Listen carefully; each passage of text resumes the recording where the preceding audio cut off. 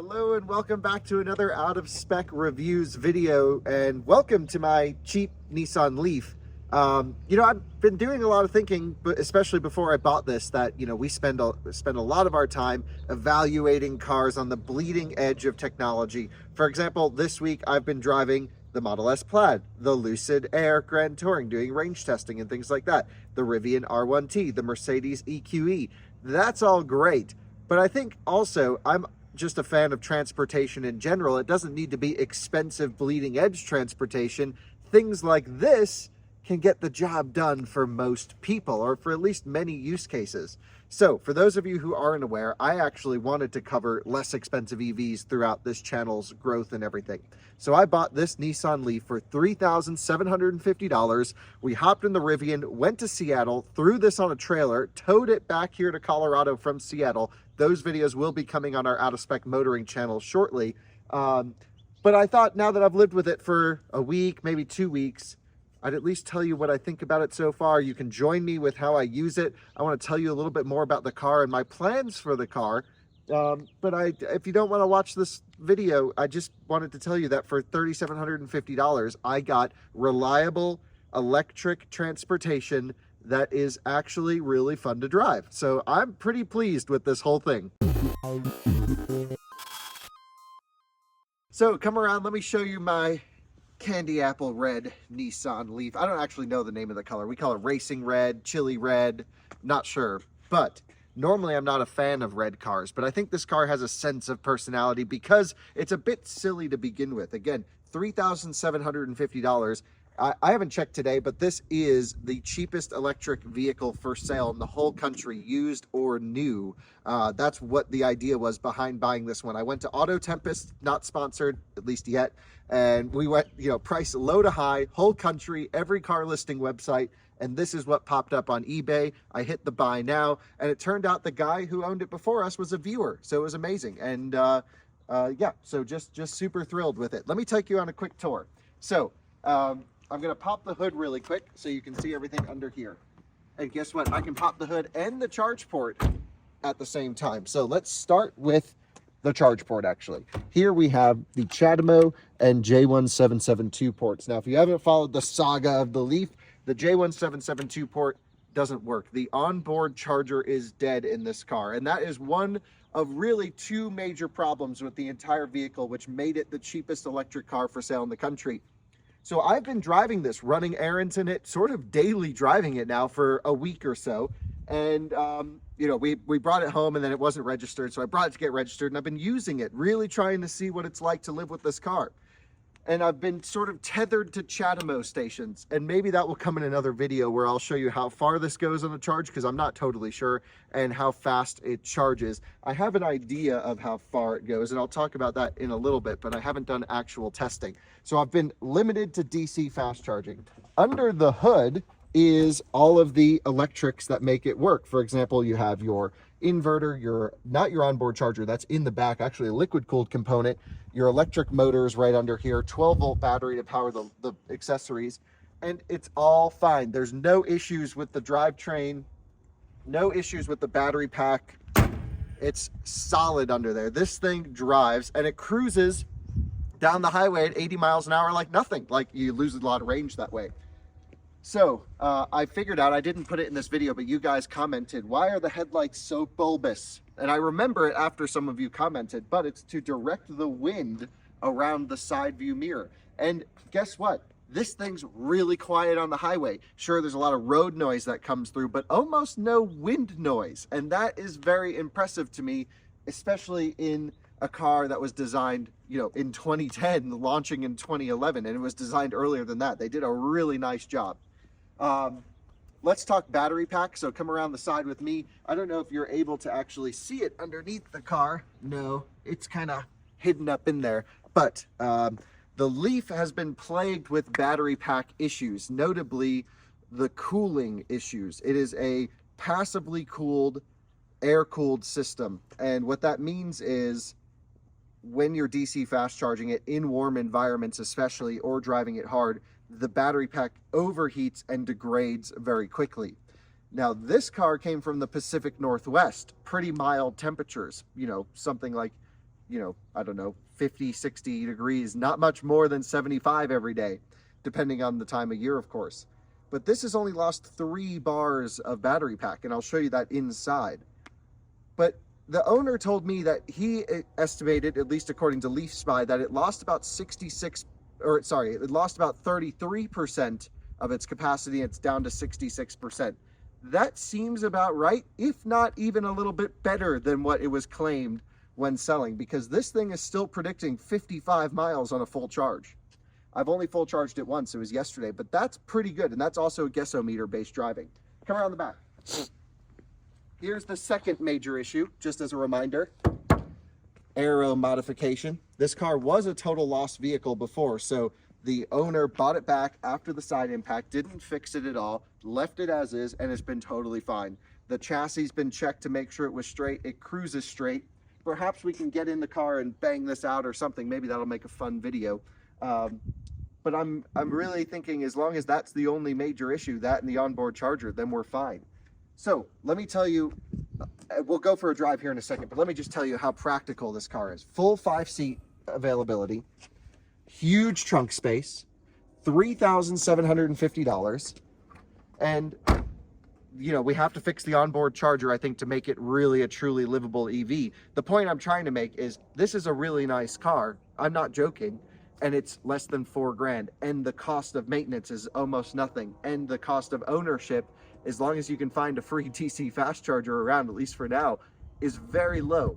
So that's why I bought this car, is to show you don't need to spend $154,000 on a Lucid Air to get to the grocery store. This does the job just fine. So let's go do that. We're going to do the morning run to Starbucks and just cruise around in my Leaf. Inside of the Leaf, here we are. Let me turn it on. There's a few different startup sounds you can choose from because it's all Japanese, and I kind of like that. So let's see the one that I've chosen.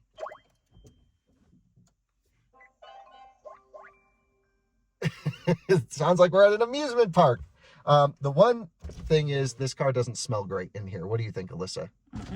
So we have to ask Colton to maybe do a detailing. Subscribe to Out of Spec Detailing if you don't. Doing a detailing episode on this. But check out what else this thing does. I'm going to click this little open button. You ready for this? Whoa. How 90s is that? For what? CD and map SD card. I also have nerdy EV data, which I've been driving with. It tells me how much I'm regenning, how much I'm outputting, how much my climate control takes and other systems. Really wonderful. It's predicting 31 miles of range, but if I put it in eco mode, 34 miles of range. Wow. So this is actually an interesting thing. We full charged this last night.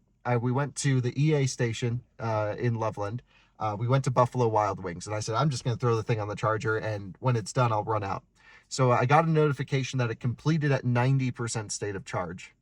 And I was like, that's weird. Like, I don't think Leaf shut off at 90. So I ran back out to the car because it's in the parking lot, and I unplugged it and plugged it back in, and then it went 90, 91, 92, 3, 4, 5, 6, 7, 8, 9, done. So I think the BMS isn't totally happy on this car. Mostly probably because the onboard charger died, and it's probably not been full charged in a long time. Probably. So that's my guess. So let's go for a drive. First of all, quiet, effortless, pretty quick acceleration. 80 kilowatts is what, 100 horsepower or something like that. And it's just wonderful. Heated steering wheel that remembers to stay on, heated seats that stay on, especially in the winter time. A lot of you guys know using heavy heat loads and cold weather can really impact EV range. So I'm curious to see what my ownership will be like during the winter of this car. But at least last night I was able to keep the heat off, kept the climate control completely off, ran the heated seat and steering wheel, and I was good to go. The one nice thing about this car is it's an SL, which means it's got the solar panel on the roof to charge the 12 volt. It's got the heated steering wheel. It's got the nav.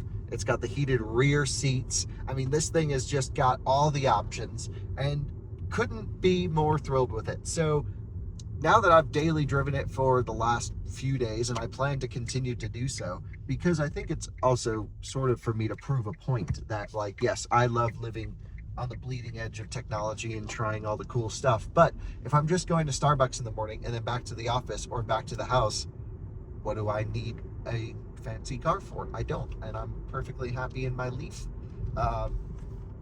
Yeah, and DC fast charging is not bad. I've seen a peak of 42 kilowatts now on this, which isn't bad at all. But then it dies. So like the 50, as soon as I hit 50% state of charge, I'm down to single digits kilowatts. It's not good. But if I pull in dead, then I'm awesome. So I'm going to do some range testing on this thing, running it down, seeing what happens when it dies. This one has the 24 kilowatt hour battery pack in it when new. If you take a look over here on the display, if you look at these right gauges, I don't know if you'll be able to see them. There you go. You can see that we are missing some bars, 3 bars on that right hand side. And that indicates that that's our degradation. So that's full battery pack capacity. Really not bad. I've actually seen some commenters who have paid more than double what I paid for this car. Oh, I guess we'll go to Starbucks the normal way. Paid more than double what I paid for this car and have less battery capacity by a lot, like almost 20 or 30% less than we have in this one. So I think we got really lucky to find this car. And again, I just hit the buy now in the auction. It wasn't like I got a special deal from anyone or anything like that. Just is what it is. Colorado put a clean title on this thing. I think they may have mixed up from the accident in Washington, but I wasn't going to say anything. I'm never going to sell it. This one I think I'm just going to keep forever, so it doesn't really matter. And it's really nice. So 24 kilowatt hour battery pack. A lot of you have asked 2 things. Are we going to do V2G with it, which is vehicle to load or vehicle to grid through the CHAdeMO port? I believe that became a standard option in 2013, and this is a 2012. So at least for now, it is not possible seemingly to do that with this car. If someone knows of an upgrade kit, whether it's electronic or something that I can do to upgrade the Leaf to handle V2G, I'd love to do that. Maybe we need to get a newer Leaf to do it, but I think that's something we should explore. Secondly, are we going to swap the battery pack for a bigger one? Because of the popularity of the Leaf and because of them degrading very quickly over time, there have been a pop-up of aftermarket services that allow you to replace this battery pack with one of the next generation ones. I think you can go up to maybe a 40 or 45 kilowatt hour pack for this generation. I don't think you can fit the 62 kilowatt hour one from the new Leaf Plus inside of it. But that's sort of where my head is going. Like, okay, I think maybe we should live with this car, see how much use we can get out of it, and then maybe either A, turn this battery into stationary storage or recycle it and then put a new one in. Just depends on how many people would be interested in that, in how that process works and the financials and the recyclability and all of these things. So you just have to let me know there. And this is what I've been using the car for, coming into the Starbucks drive-thru and getting my morning drink. The cup holders passed the Starbucks test. I'll show you that. So let's sit in line, inch forward. Nice thing is we're not burning anything. The car inches forward nice and smoothly because it's fully electric. We're not using much range because we're just literally inching through a parking lot. And again, so much more efficient than using my Rivian R1T to do the same task because this weighs less. And even driving it hard, I can't get the thing to get under 3 miles per kilowatt hour. I mean, it's very efficient. Have a great day, Kyle. At least my friends at Starbucks appreciate the value of the Leaf. But it's so funny. We rolled out and she's like, I didn't expect you to drive this car. I don't think that was really her voice, but yeah. Well, how would you do her voice? I mean, that sounds like an old, ragged old lady. This girl's like maybe yes. 18. I'm not great with impressions, okay? But so then I explained to her how cheap it was. She went, oh, wow, that's actually a good value. I'm going to watch the video on that. So thanks for watching the video today. Yeah, if she watches the video. I'm sure she will. She said she would. Yeah. So who knows? But there we go. Another Leaf. Hey, nice spot. I think you spotted it before me, Alyssa. I sure did. We have an unnecessary... Oh, look, another Leaf! I was just saying, we have so many Leafs in this town. And there's a smart car. And then nice smart over there. So many Leafs in Fort Collins, Colorado. We also live where there's a school. There was another one that just went through that intersection. It's an insane amount. Like every other car in this town is a Leaf. A lot of professors. Yeah, they're all professors. So we blend right in. Cool. So let's wrap up the video, which is basically the summary of I took you in a cheap electric car to go to Starbucks this morning to tell you you don't need to spend $150,000+ on a car to do daily errands. This thing has been working great. I will say there is a bit of a a shame, or it is a bit of a shame that the onboard charger doesn't work because I can't start every day full. I have to actually bring it to the Chatamo station. So I think once we actually upgrade the onboard charger and fix that, we're going to do the work ourselves, assuming we don't electrocute ourselves to death. Then I think we'll be good. So we're going to do a whole video series on that, getting the Leaf running properly. Maybe we can get it so it has a little bit more fresh air in here. Wink. And got a lot of stuff to do with this thing. But basically, 2-week ownership update of the Nissan Leaf. Couldn't be happier. Another Leaf right here. And a Leaf in front of us. No, it's a Crosstrek in front of us. No, behind us. Oh, right over there. So many Leafs. We should do like a Leaf spotting day in this town. It's insane. Yeah, so basically thrilled with the car, daily driving it, going to continue to drive it, see how the range decreases in cold weather, decide if we want to do a battery upgrade and pursue that and reach out to some companies who may want to help us with that project or to at least share their story. I know there's a Leaf battery swap program in San Francisco, which is kind of interesting. So we got a lot of things we can do with this car. I'm just happy I have it. I'm going to get Leaf Spy working. I had to order a different OBD dongle to work on iOS, but I am just thrilled with this. Couldn't be happier.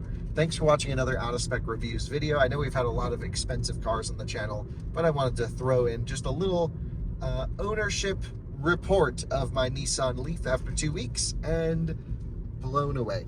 Truly blown away. Wow. And it's so quiet and comfortable. The thing cruises at 80 miles an hour down the highway. It's pretty good. But I think that smart car over there is the winner. Yeah, but that is literally 10 times the price. That was 30 grand. Shh. See you on the next one. Bye-bye. Bye-bye.